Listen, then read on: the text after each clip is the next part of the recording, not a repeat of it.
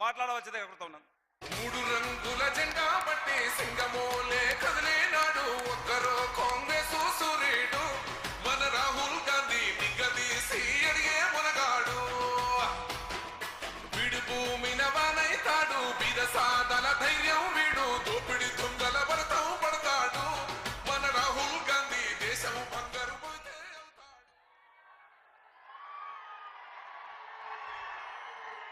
జై కాంగ్రెస్ గట్టిగా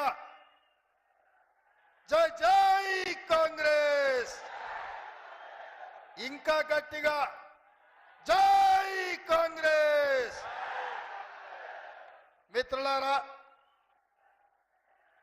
శ్రీమతి సోనియా గాంధీ గారు, శ్రీ మల్లికార్జున్ ఖర్గే గారు, శ్రీ రాహుల్ గాంధీ గారు మన చేవెళ్ల పార్లమెంటు నియోజకవర్గ కాంగ్రెస్ పార్టీ అభ్యర్థిగా శ్రీ డాక్టర్ రంజిత్ రెడ్డి గారిని ఈ ఎన్నికల బరిలో దించుతే ఈనాడు డాక్టర్ రంజిత్ రెడ్డిని గెలిపించడానికి మనకు అండగా నిలబడడానికి వికారాబాద్ జిల్లా గడ్డ మీద కాంగ్రెస్ పార్టీ జెండా ఎగరేయడానికి శ్రీమతి ప్రియాంక గాంధీ గారు ఈ రోజు మన తాండూరు పట్టణానికి వచ్చిండ్రు.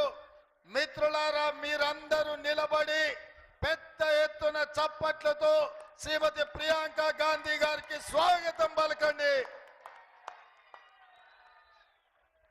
మిత్రులారా, ఈ ఎన్నికలు, ఈ ఫలితాలు తెలంగాణ రాష్ట్రం యొక్క భవిష్యత్తును తీర్చిదిద్దబోతున్నాయి.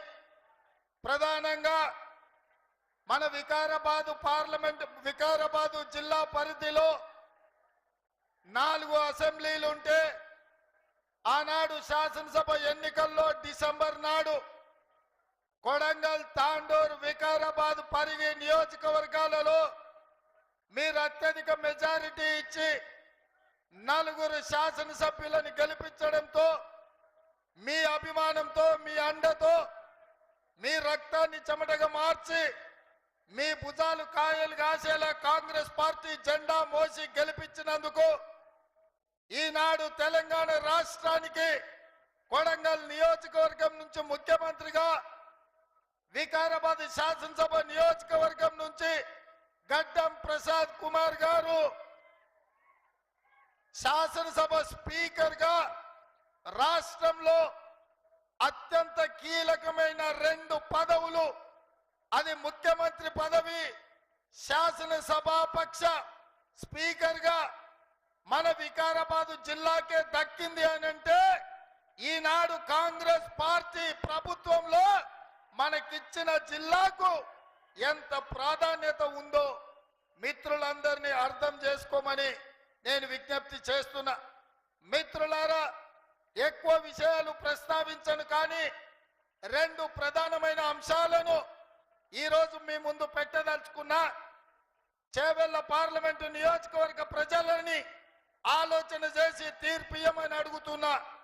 ఆనాడు డాక్టర్ వైఎస్ రాజశేఖర రెడ్డి గారు ముఖ్యమంత్రిగా ఉన్నప్పుడు, గడ్డం ప్రసాద్ గారు మంత్రిగా ఉన్నప్పుడు మన వెనుకబడిన ప్రాంతం, ఎడారి ప్రాంతం, కరువు ప్రాంతం, కందులే కాదు ఇతర పంటలు పండించాలి,